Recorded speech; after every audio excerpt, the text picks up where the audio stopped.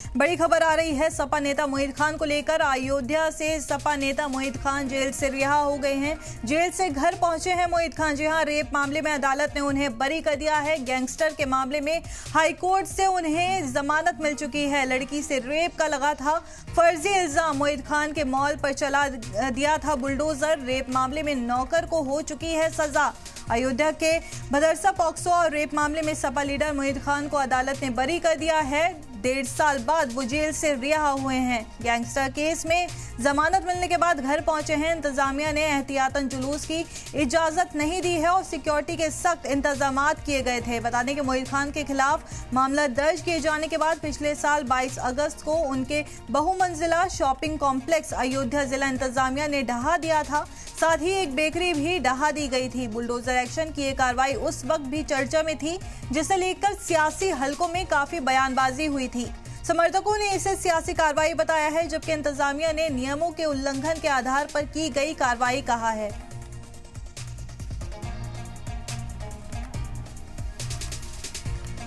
इस खबर पर और जानकारी देने के लिए हमारे साथ हमारे रिपोर्टर मुबशिर जुड़ चुके हैं। मुबशिर, सबसे पहले मैं जानना चाहूंगी कि रेप केस मोहित खान को जेल भेजने के बाद अब अदालत उन्हें किस आधार पर बरी किया है? बिल्कुल सामने देखिए, जिस तरीके से मोहित खान के ऊपर आरोप लगे, आरोप के बाद उनकी गिरफ्तारी हुई और उनके घर पर, उनकी बेकरी पर, उनके शोरूम पर पूरी तरीके से बुलडोजर एक्शन देखने को मिला। और 19 महीने लगातार जेल के अंदर रहने के बाद जो आरोप था, मेन आरोप था गैंगरेप का, जो पॉस्को एक्ट में मामला था, उसमें अदालत ने उनको डीएनए टेस्ट आने के बाद जो है पूरी तरीके से बरी कर दिया था, क्योंकि उसे डीएनए टेस्ट निगेटिव आई थी। जिसके बाद एक गैंगस्टर का मामला था। गैंगस्टर मामले में अभी कल उनकी जो है जमानत हुई पूरी तरीके से, और उसके बाद आज मोहित खान अपने घर पहुंचे हैं। जी, मैं ये भी जानना चाहूंगी कि आपको क्या लगता है, मतलब जैसे अभी उन्हें बरी कर दिया गया है, तो क्या पीड़ित पक्ष की तरफ से कोई मतलब इस फैसले पर चुनौती मिल सकती है?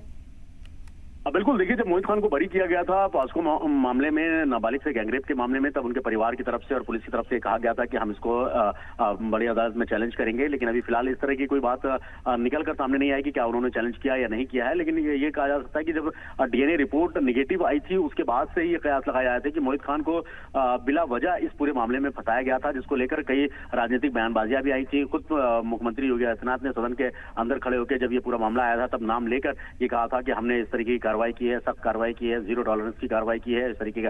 लेकिन वहीं जब डीएनए रिपोर्ट नेगेटिव आई, जब बरी किया गया पूरी तरीके से मोहित खान को उस मामले में, तब विपक्ष यानी अखिलेश यादव समेत जितने विपक्षी दल थे उन्होंने घेरा, यहाँ तक कि कांग्रेस ने भी उनको घेरा कि सिर्फ बदले की कार्रवाई और मुसलमान होने की सजा सिर्फ मोहित खान को मिली है। तो वही दूसरे मामले में इंतजार था कि जो गैंगस्टर एक्ट लगाया था पुलिस ने, उसके बाद उसमें जमानत फिलहाल नहीं मिल पाई थी, जिसकी वजह से 1 महीने के आसपास जो है मोहित खान और जेल में रहे। और कल जब उनकी जमानत हुई है, तो उसके बाद आज वो अपने घर पहुंचे हैं। जी अच्छा मुबशिर, समाजवादी पार्टी से इसको लेकर कोई बयान अभी तक सामने आया है क्या? और क्या आपको लगता है कि इसके बाद, जैसे अब वो बाहर आ चुके हैं, तो अब वो क्या वापस राजनीति में कदम रखेंगे?